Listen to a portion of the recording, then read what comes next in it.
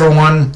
Okay, so obviously the place to start with this chapter is that Hermit's back, and I gotta say, while I would have liked it better, maybe a little bit better if she appeared a little later on in the chapter, give more room to see Weiss at least make an attempt to fight Fee solo, I do also appreciate how Mashima didn't dramatize her return either. He just plopped her back into the story like nothing's changed, and even more so with this sort of "I'm back, bitches" kind of attitude, which was hilarious in itself, but made even more so by the fact that I kind of love how the entirety of this chapter and just the whole fight in general is just Weiss, Hermit, and Witch just trolling the fuck out of Fee, just absolutely messing with his sense of perception in the most hilarious ways possible. Which, when you, don't get me wrong, when you're up against a sniper opponent, that is the best thing you can do, because as we see within the chapter itself, just by employing these simple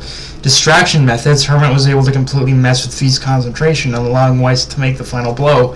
But which I do appreciate, but it's like, which I do appreciate, but it's like one of those things where the way it happened was just, it was absolutely hilarious. And I do also appreciate how that however much Hermit played a part in defeating Fee, that is the one thing I like more than anything, is that however much that Hermit helped out, it was still ultimately Weiss's victory. It was him who had delivered the final blow. It was him who delivered the final punch on Fee. Like everything, even with Hermit there, everything's still pretty much revolved around Weiss's ability in order to execute the plan and whatnot. Hermit was just kind of the guy in the chair, so to speak. And one final thing I will say about Hermit's return as well is that while it's not necessary, I wouldn't mind maybe a quick 1 or 2 panel flashback showing what happened, how Witch jogged her memories, but or even if she did anything at all, and Hermit had already gained her memories by the time like Witch found her, but it's not something I absolutely need either, because I honestly like even more how Mashima emphasized the idea of Hermit's happiness, that being around her friends again are the moments where she feels truly at peace, even when facing down life-threatening circumstances, which is a far cry from where she was when we first met Hermit as well. Also, I'm not gonna lie, I don't know how likely it is to happen due to him being a digitized creation, but when pretty much the chapter also because Hermit is on Digitalis, we also get reintroduced to I think his name is Shino, I think his name is like from Shino the Troll or something.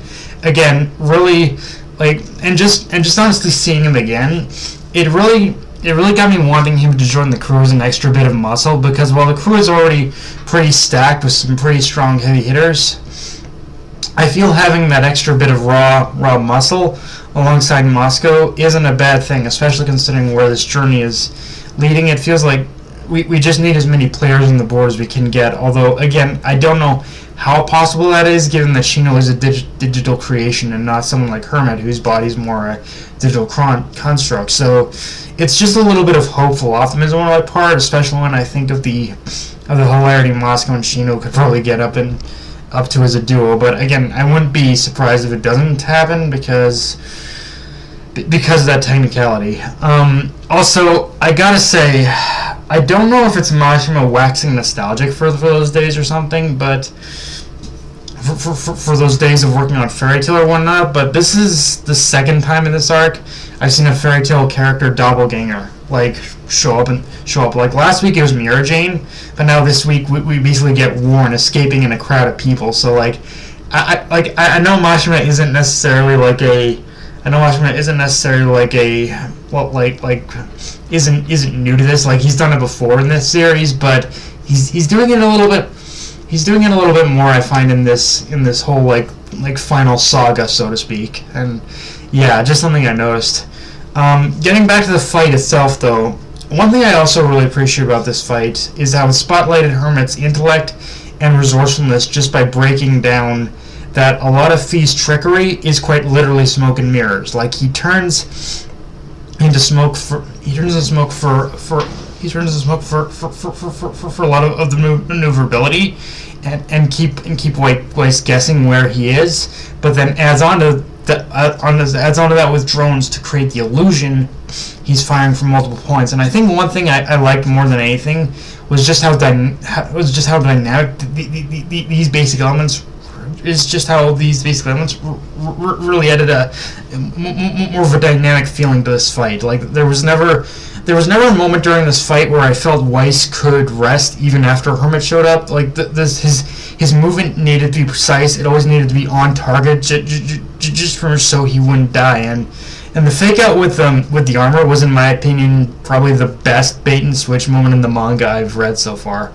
I also really liked Hermit's and Witch's little back and forth throughout the entirety of the chapter, as it felt like just two sisters squabbling with each other, and it just kind of gave me just a lot of those good feeling vibes of back when this series was young. It was just a whole bunch of it was just this ragtag group of people just kind of just pretty much living their day-to-day life, traveling the cosmos, and just giving us moments like.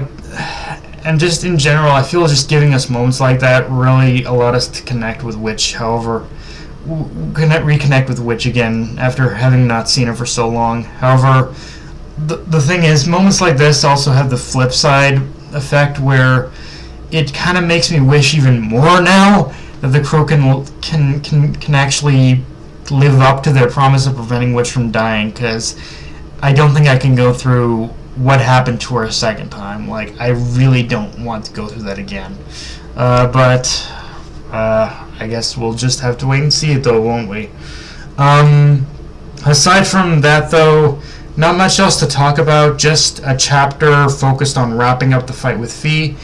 I will say, though, for as good as he's been handling these fights so far, that little preview blurb at the end of the chapter does have me worrying a little bit for how Mashima is going to conclude the fight with Shiki Nero, because for however much strength Shiki has retained, there's a bit of an optics situation here, where because Nero is still technically one of the 6 demon generals, you can't just, like, it's one of those things where you can't just kind of one-shot him or rush to the conclusion.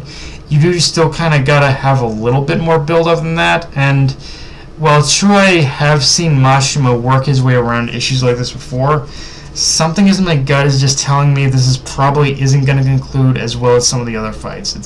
It's going to be the one Achilles heel fight he has throughout this whole thing on Gilst, but maybe I'm wrong and maybe he'll surprise me, because for right now the only situation I can personally think of where he could make this fight work is if he managed to do the thing of having Shiki just push his body like to their absolute limits, and where he has Shiki push his body to the absolute limits and has and just goes for broke and goes full ether goes full overdrive 100%. But still kind of like it ending in a draw with him kind of technically like falling unconscious after the fact. Like that's the only way I can see this ending in a way that's satisfactory, but again, I don't know. But yeah, guys, that's pretty much all I got for this review. If you enjoyed the video, like, comment, subscribe. Follow me on Twitter, Analyst, Crunchyroll. Be sure to hit the notification bell, subscribe button, and just share the video around, guys. Dark Knight of Anime signing off. Later, everyone.